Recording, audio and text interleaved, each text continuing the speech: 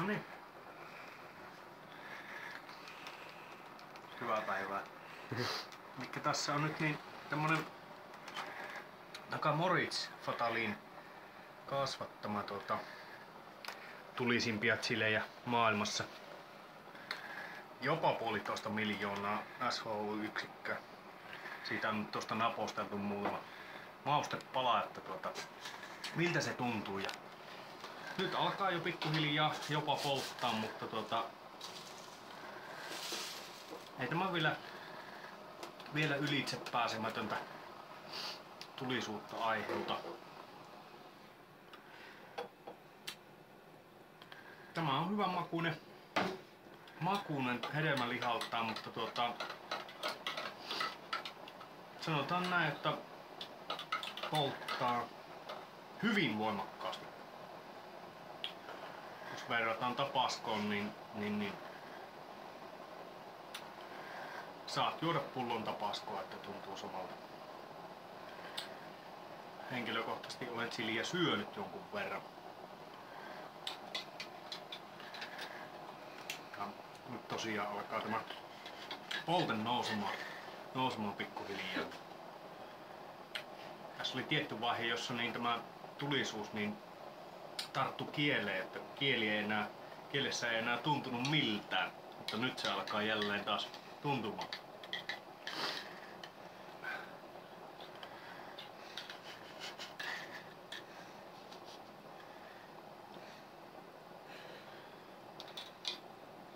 Sanotaan näin, että tässä on kapsaisiinaa niin paljon, että tätä voi verrata samaa kuin ruiskuttaisi pippurisuihkeella oman naamaansa.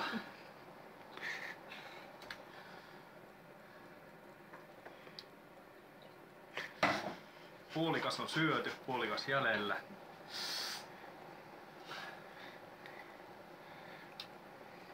No, odotellaan kunhan elimistöstä hyökkää endorfiinit päälle, niin se ei enää koske niin paljon. Kaikkein vittumasin onkin pikkuhiljaa syödä tämä chili. Periaatteessa sitä kapsaisiinaa tulee koko ajan naamaan. Niin, eikä pelkästään kertarysäyksellä. Jos sen vaan pureskelee ja nielee, niin se kapsaisiini menee maahan. Tällä tavalla se imeytyy limakalvolta. Mutta onneksi meillä on elimistö huolehtii asiasta ja tunkee endorfiineja ja kipuolievittäviä aineita sen verran, että ei ihan niin paljon satu. Sanoisin, että vittumasen tulinen chili. No on siitä jo puolet naposteltu. Meillä on pahin eli siemenkota jäljellä. Saattaa olla, että en syö sitä. Se on aika. No oikeesti hyvän makusta. Tää hedelmäliha. Hedelmäistä.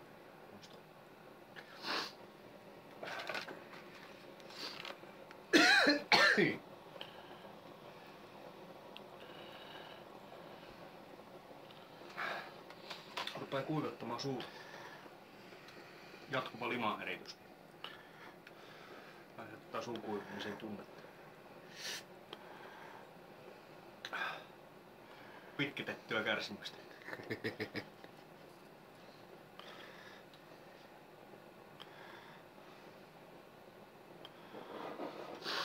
Ei tämä niin paha ole kuin mitä näytetään.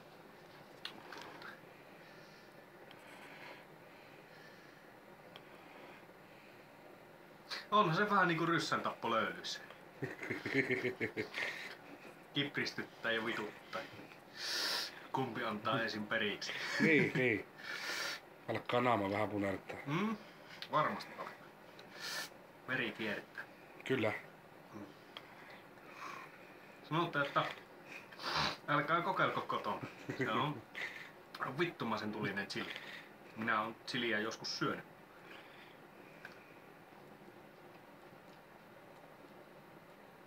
Tää on hyvän makusta oikeesti.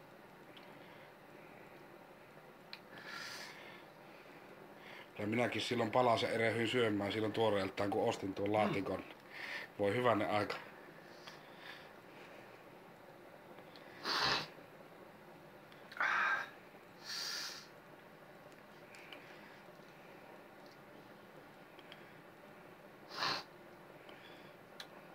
Ja räkää. Se on aivan 100%. Joka ikinen, joka syö sitä, räkää. Se on väistämätön reaktio, se on refleksi. Elimistö tuottaa limaa, että saa sen poltteen pois. Vielä os 4. 1/3 ehkä. Niin. Napostellaan. No ihan hyvää tämmöstä illanistujaspalaa, että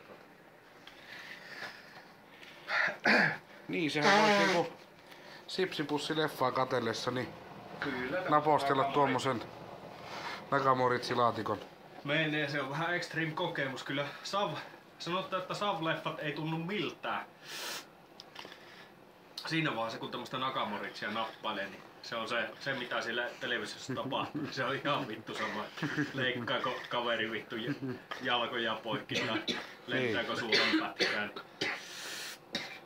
Sillä on mitään merkitystä. Aika voimakasta.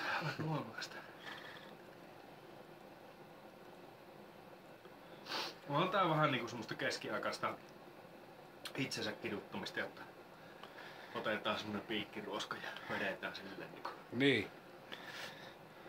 selkää pitkin.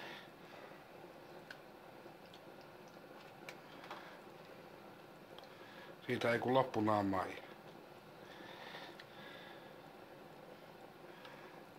Rauhallinen tekniikka on parempi. Niin. Siitä kärsii enemmän. Niin. Ja elimistö kärkii tottua. Niin. Naka 2010 voittaja veti 80, mitähän se veti grammaa. Joo. Eli 10. Joo.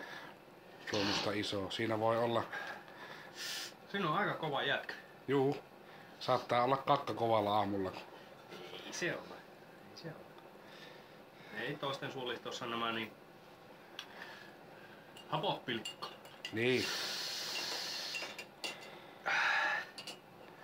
Toisilla taas tuommoinen pilkko on niiden peräsuola.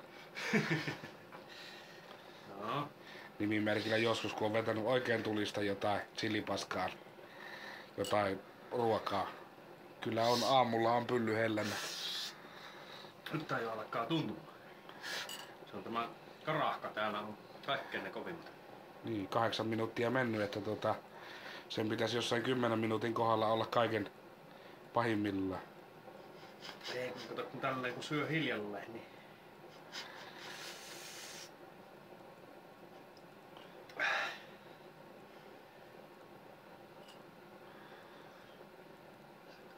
Se on tuossa karahkassa ne kaikki myyt. Siemenkodassa. Se jääpi syömättä.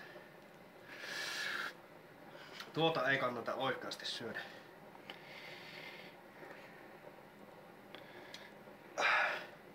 Se on tulista. Voin kertoa. Joo.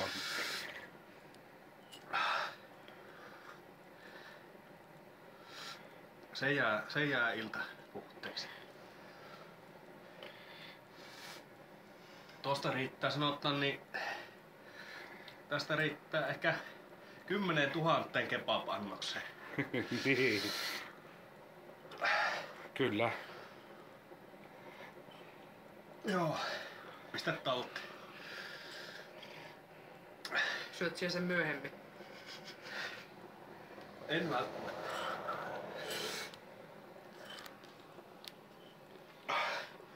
Tuosta ei tarvinnut kun pieni siivu tuli tuosta siemenrangasta. Niin väitän, että olen joskus syönyt chiliä, niin tuo pieni nökäre siitä saatana rangan palasta, niin riitti. Se kaikki muu siinä ympärillä on vielä jotenkin syötävää, mutta tuo ranka on sellaista, jota niin ei pidä kokeilla. Kyllä.